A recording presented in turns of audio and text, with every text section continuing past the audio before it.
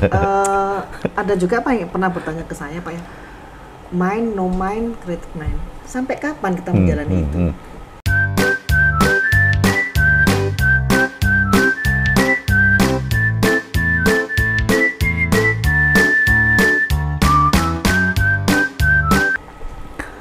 Pertanyaan reflektif lagi adalah sama aja ketika pertanyaan itu diajukan bertanya sampai kapan kita menggunakan pikiran? Sampai kapan kita gunain pikiran? Sampai mati. Nah, sampai kapan Pak Ben? Riswas. Sampai kapan kita gunain pikiran? Sampai kapan? Sampai endingnya. Iya, sampai napas hilang. Sampai napas hilang kan? Nah, napas hilang. Makanya mind, no mind, created mind itu kan proses yang terjadi di dalam pikiran. Nah, kalau sampai kapan endingnya? Ya sampai kita nggak gunain pikiran lagi. Bisa nggak berhenti? Oh bisa, itu pilihan kan?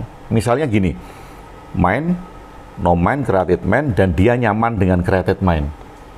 Walaupun itu jadi mind ya, jadi dogma baru, tapi dia nyaman dan berhenti di situ. Ya oke. Pilihan dia. Pilihan. Ya, pilihan.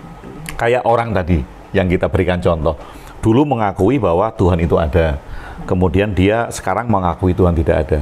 Walaupun kemudian ketika tindakannya itu meyakinkan orang lain, saat itu juga itu menjadi dogma kan? Absolut, menjadi mind. Main lagi. Dan dia memutuskan untuk berhenti di sana. Oh ya, itu pilihan. Memutuskan untuk berhenti di mind. Oh itu pilihan. Jadi nanti sampai dia mati, orang itu akan berhenti di fasenya mind itu. Oh itu pilihan. Makanya tadi kalau ditanya sampai kapan proses itu, yang pertama, selama kita menggunakan pikiran, proses itu tetap jalan. Tetapi kita punya pilihan. Kalau ada orang yang nyaman dengan pilihannya dan dia berhenti di absolut kebenarannya itu, ya boleh-boleh aja. Dan saat itu kan dia memutuskan untuk berhenti. Saya nggak akan masuk ke no mind lagi, saya nggak akan masuk ke created mind lagi, saya mau berhenti sampai mati di mind saya. Karena mind inilah terakhir kali ketika dia jadi created mind dan dia kini menjadi kebenaran absolut, itulah yang mendatangkan uang banyak, misal mendatangkan kekayaan, itu yang bikin lupa ini. Iya, karena sudah mendatangkan cuan. Nah, tapi kembali lagi kan, karena itu keputusan kan, jadi ya terserah. Nggak ada yang kembali ke pribadi masing-masing. Nggak ada yang betul, nggak ada yang salah. Iya. Baik. Dan orang yang nggak berproses pun, ya bagi dia ya betul-betul aja. Nggak salah juga. Nggak salah juga. Pak Agung, saya nggak mau berproses dari mind, no mind, created mind. Oh ya silakan. Berarti kan nggak ada yang maksa. Iya. Ada juga tuh Pak yang saya pernah baca ya, bahwa orang tentang tadi ya, mind, no mind, itu sampai kapan? Lalu dia menghubungannya dengan energi. Bukankah energi itu nggak pernah hilang dari bumi itu? Nanti kita harus bagaimana? Gitu. Nah, ini kan ada dua sisi yang berbeda kan. Kita bicarakan pikiran, ini kan sebagai fungsi kan. Sebetulnya kan pikiran itu fungsi kan. Yang bekerja kan otak. Otak bekerja. Ketika dia berpikir, maka fungsinya kan menjadi pikiran gitu. Makanya ditanyakan pikiran itu ada di mana, yang ada di mana-mana dan nggak ada di mana-mana gitu. Yang ada yang bisa dilihat ya otak gitu kan, karena pikiran nggak bisa dilihat. Pikiran bisa dilihat sebagai dampak. Melihat pikiran kan karena dampak kan, misalnya Evi 2 kali 2 berapa? 4. Oh, dampaknya Evi bisa berpikir 2 kali 2 itu karena kerja pikiran. Itu karena kerja pikiran gitu kan. Kemudian yang menganalisa siapa? Oh, yang menganalisa kalau kita lihat dari wujud bentuknya, oh itu kerja listrik otaknya Evi menghasilkan hormon ini dan segala macam gitu. Itu wujudnya. Tapi fungsinya, oh ya dampaknya Evi bisa berpikir.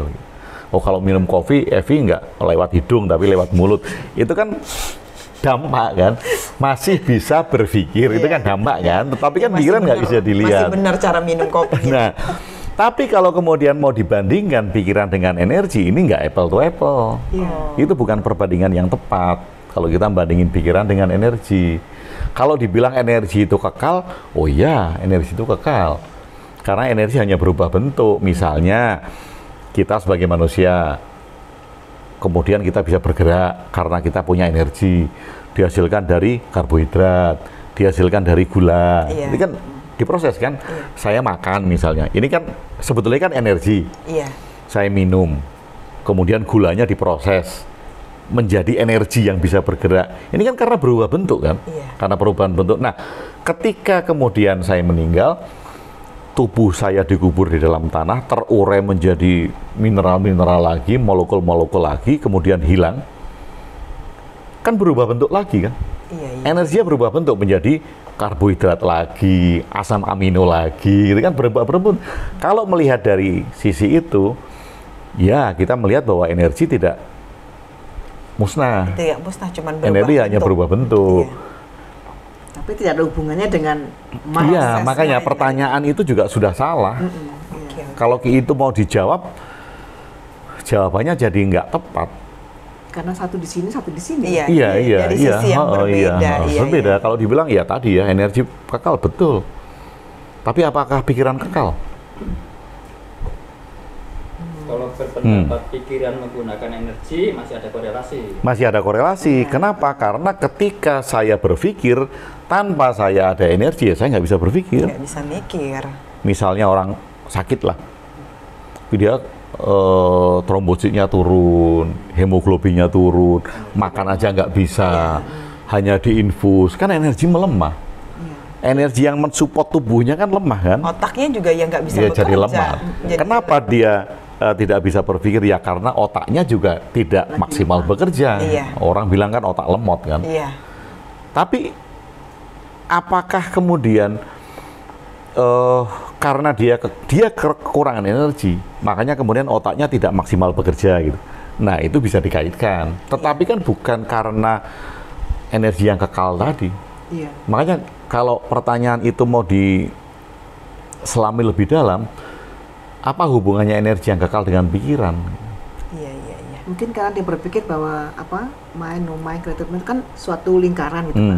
Bayangan dia mungkin begitu. Itu akan terjadi terus menerus dan satu lingkaran sama dengan energi itu. Iya. Nah ini yang kalau kita tarik di sistem pembelajaran kita ya, kita belajar gitu, kita learning. Kemudian kita mau belajar hal baru. Tanpa kita unlearning, kan kita nggak bisa relearning kan? Iya. Saya belajar, kemudian saya mau belajar hal baru, saya mau melewati masa unlearning. Walaupun unlearning ini jangan diartikan secara harafiah bahwa membuang pengetahuan yang lama. Kan banyak yang mengartikan itu. Kita nggak perlu unlearning dong. Karena yang kita pelajari dulu-dulu itu nggak perlu dibuang. Toh masih berguna. Masih berguna gitu. Jadi unlearning ini jangan diartikan kita sama kayak tadi ya, menghancurkan pikiran itu jangan diartikan secara harafiah bahwa kita menghilangkan pikiran lama. Kita jangan mengartikan unlearning itu membuang pengetahuan-pengetahuan yang lama atau hal-hal yang kita pelajari yang kemarin gitu. Nah, di dalam proses unlearning itu kita meluaskan sehingga kita punya bagian-bagian untuk bisa kita relearning supaya ngisi lagi gitu. Nah, ini kan kita meluaskan cara pandang kita untuk menerima cara pandang baru, untuk belajar sesuatu yang baru gitu. Misal Pak, contoh sederhana buat ibu-ibu ini, kalau seperti ini Pak, misalnya saya buat rendang gitu ya. Buat rendang selama ini cuman saya pakai santan cair gitu kan untuk membuat gurihnya. Nah, ketika saya melihat kok rendangnya ibu itu kok enak. Gitu. Kenapa gitu? Saya tanya, oh ternyata dia diberi parutan kelapa yang disangrai sampai kering, terus diulek jadi minyak, terus dimasukkan. Ternyata itu enak. Nah, kalau saya berpaku bahwa saya nggak mau pakai cara itu mah bukan rendang gitu. Gitu. Artinya kan saya berhenti di man itu tadi Pak. Betul, iya. Kalau saya mau mengikuti, berarti saya mengubah jadi man. Iya, betul. Itu cara contoh yang sederhana kan di dalam kehidupan sehari. Misalnya bikin kopi lah. Saya meyakini absolut benar bahwa kopi yang saya bikin itu harus saya masak di suhu 90 derajat. Jadi saya kemana-mana harus bawa termometer kan. 90 derajat. Kemudian setelah mateng airnya, begitu dituangkan itu nggak boleh diaduk dalam beberapa menit gitu kan, nggak boleh diaduk, suruh diemin dulu. Karena pernah dulu ada yang bikin kopi di sini, anak-anak bikin kopi di sini, mau saya aduk, Pak D, jangan dulu Pak D gitu, manggil saya Pak D. Oh iya. Jangan dulu Pak D, jangan diaduk dulu. Ponakan berarti Pak ya? Ponakan kan, karena dia manggil saya Pak D berarti kan ponakan saya dong. Gitu. Iya. Jangan dulu. Loh kenapa? Nanti nggak enak Pak D. Jadi diemin dulu. Gitu. Sekitar 1 menit. Oh ya udah nggak jadi saya aduk. Nah, kalau di mana-mana kemudian Evi punya cara tersendiri masak kopi dan dia anggap enak, kemudian bilang sama ponakan saya tadi, tuangin langsung diaduk dan diaduknya lebih dari 30 kali misalnya gitu. Itu lebih enak daripada didiemin 1 menit. Iya. Nah kalau orang seperti itu komplain, oh nggak bisa dong Tante, gitu kan kalau manggil Evi kan Tante. Nggak bisa dong. Ponakan juga kayaknya. Ponakan juga kan. Ponakan bersama. Itu ponakan bersama. Kok ponakan bisa bersama ya? Ini apa sih ini? Jadi bahas ponakan dari kopi. Nah kalau dia bertahan, nggak bisa Tante. Yang betul itu adalah kopi ketika dituangin air, didiemin dulu 1 menit. Nah, yang tantenya juga ngeyel ya. Nah, tantenya ngeyel. Itu harus diaduk 30 kali. Nah, ngeyel-ngeyelan kan? Ngeyel-ngeyelan. Sama-sama bertahan dengan kebenaran absolutnya absolutnya. kan? Dengan mainnya. Nah, bagaimana kalau kemudian, kan ini kan bertahan di main kan? Bagaimana kalau menerima kemungkinan dulu? Menerima kemungkinan itu sudah bersedia untuk masuk di no main. Kemungkinannya adalah, oh kalau gitu, yuk kita saling coba. Oh, Gitu. iya. Aku nyoba kopinya Kopi bikinan Tante, kamu, ya Tante nyoba bikinanku, Bikinanku, gitu iya, kan. iya. Nah ketika dirasakan, ini kan sudah menerima kemungkinan.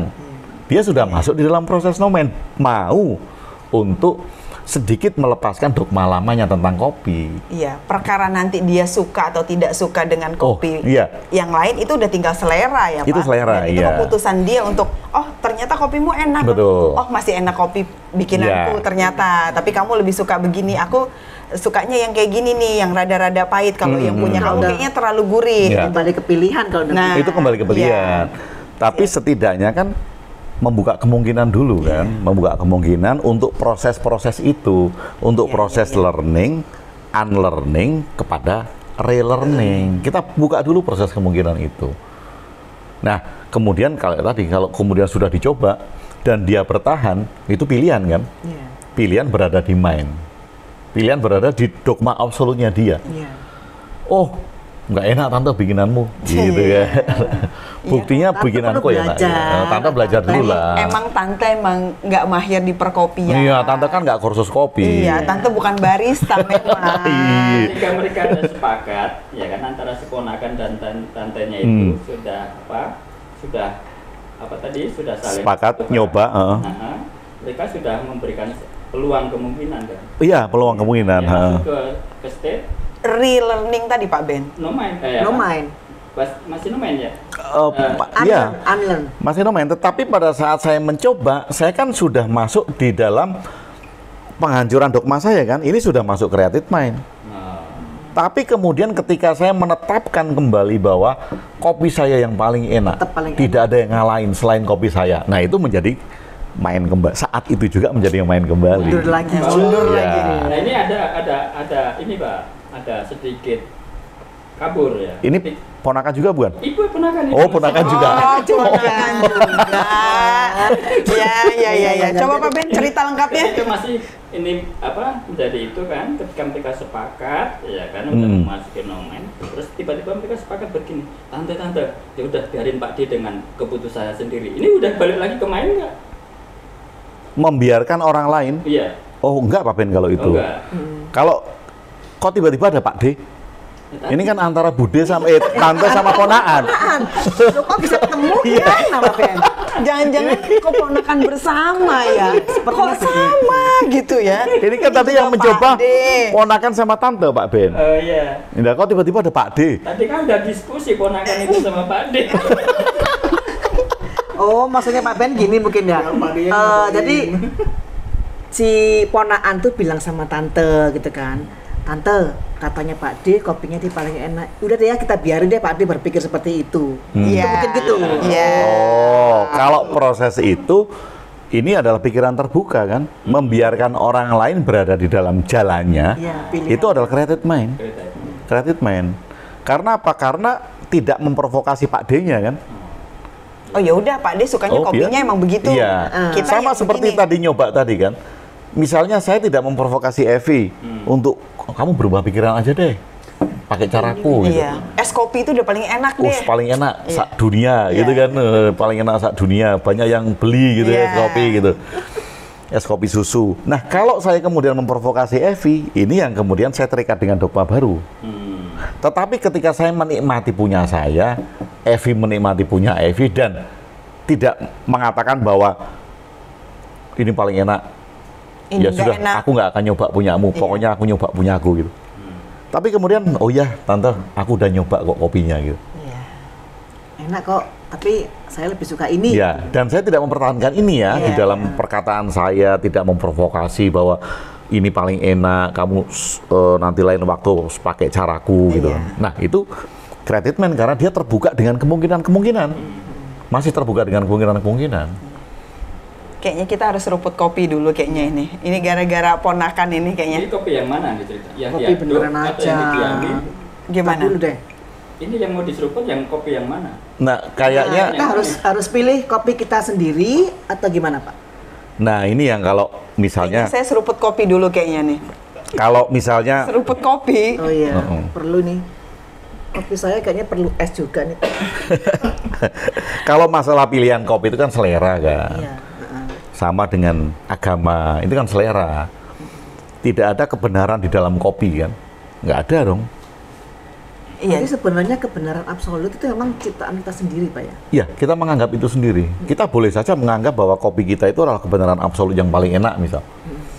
Kalau barista-barista di kafe terkenal, misalnya ada merek kafe terkenal gitu, kemudian mereka punya cara menyajikan kopi, dan kita punya cara sendiri, kita punya kebenaran absolut atas kopi, itu kan boleh-boleh saja. Iya. Saya menikmati kopi saya dimanapun, dan saya menganggap ini kebenaran absolut, itu kan boleh.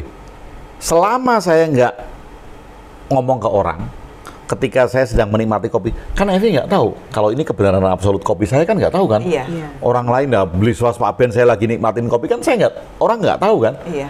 Tapi kalau kemudian saya berkoar-koar, kopiku ini loh yang paling enak, Atau memaksakan kepada orang lain, kamu memaksakan, harus nyobain betul. nih kopiku, kamu pasti nanti suka. loh, Bunda Dita kalau mau minum kopi itu harus cara ini. Nah, ini kan kebenaran Takarannya absolut. sekian. Takarannya harus sekian Ini kalau gitu. ini tuh airnya tuh mesti 90 derajat gitu kan. Alatnya harus pakai ini, harus pakai itu. Nah, ini kan saya memaksakan kebenaran absolut saya kepada orang lain. Nah, selama itu dinikmati sendiri, orang lain kan nggak ngerti. Iya. Ya itu boleh-boleh saja. Atau tadi ya, balik lagi kalau misalnya kita ditanya, menurut Tante Evi kopi yang enak itu gimana sih? Nah, baru kita menjelaskan Ya, ya, menjelaskan menurut saya. Ya, menurut saya iya tuh kan? kalau tengah hari ngopi yang enak itu ya es kopi gitu kan, pakai es, terus kopinya agak manis karena kan panas ya, kita keringetan, jadi badan kita juga masih butuh gula Ya, gitu. itu kalau yang nanya ponakan ya. Kalau yang nanya ponakan. Kalau yang nanya pacar, Evi, kopi yang paling enak menurut kamu itu apa gitu kan? Atau ya Pak? Nah, Kopi yang dibikinin kamu. nah beda kan jawabannya.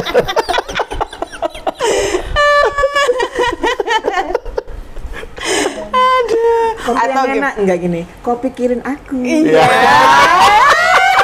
Mulai deh, aura-aura bucinnya mulai. Atau satu lagi tuh, ya kan? Kopi nang aku dengan deposito.